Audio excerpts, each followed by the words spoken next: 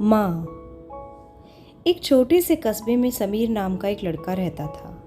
बचपन में ही पिता की मृत्यु हो जाने के कारण परिवार की आर्थिक स्थिति बड़ी दयनीय थी।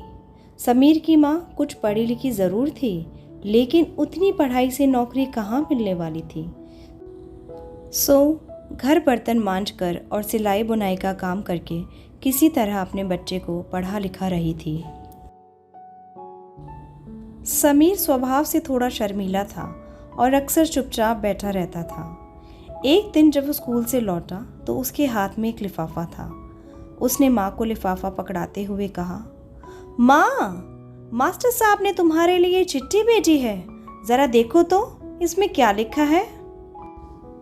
माँ ने मन ही मन चिट्ठी पढ़ी और मुस्कुराकर बोली, बेटा, इसमें लिखा है कि आपका बेटा काफ़ी होशियार है। इस स्कूल के बाकी बच्चों की तुलना में इसका दिमाग बहुत तेज़ है और हमारे पास इसे पढ़ाने लायक शिक्षक नहीं है। इसलिए कल से आप इसे किसी और स्कूल भेजें। यह बात सुनकर समीर को स्कूल ना जा सकने का दुख तो हुआ, पर साथ ही उसका मन आत्मविश्वास से भर गया कि वो कुछ खास है और उसकी बुद्धि तीव्र है। माँ ने उसका दाखिला एक अन्य स्कूल में करा दिया। समय बीतने लगा। समीर ने खूब मेहनत से पढ़ाई की। आगे चलकर उसने सिविल सर्विसेज परीक्षा भी पास की और IAS ऑफिसर बन गया।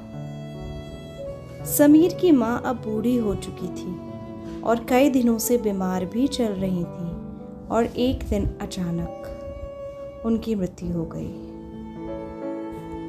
समीर के लिए ये बहुत बड़ा आघात था। वह बिलख बिलख कर रो पड़ा। उसे समझ नहीं आ रहा था कि अब अपनी माँ के बिना वो कैसे जिएगा। रोते रोते ही उसने अपनी माँ की पुरानी अलमारी खोली और हाथ में उनकी माला, चश्मा और अन्य वस्तुएं लेकर चूमने लगा।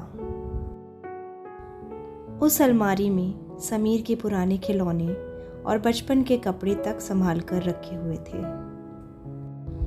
समीर एक एक कर सारी चीज़ें निकालने लगा और तभी उसकी नज़र एक पुरानी चिट्ठी पर पड़ी। दरअसल ये वही चिट्ठी थी जो मास्टर साहब ने उसे 18 साल पहले दी थी। नम आंखों से समीर उसे पढ़ने लगा।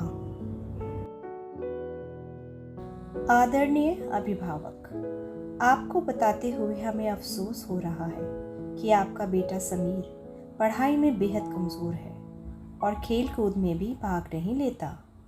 जान पड़ता है कि उम्र के हिसाब से समीर की बुद्धि विकसित नहीं हो पाई है। अंततः हम इसे अपने विद्यालय में पढ़ाने में असमर्थ हैं। आपसे निवेदन है कि समीर का दाखिला किसी मंद बुद्धि विद्यालय में करवाएं अथवा खुद घर पर रखकर इसे पढ़ाएं। सादर, प्रिंसिपल।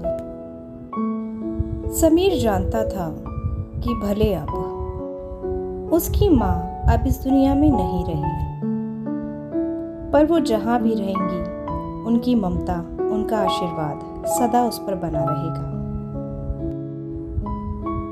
किसी ने सच ही कहा है, भगवान हर जगह नहीं हो सकते, इसीलिए उन्होंने माएँ बनाई।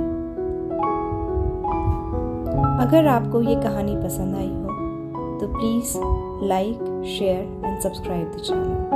शुक्रिया।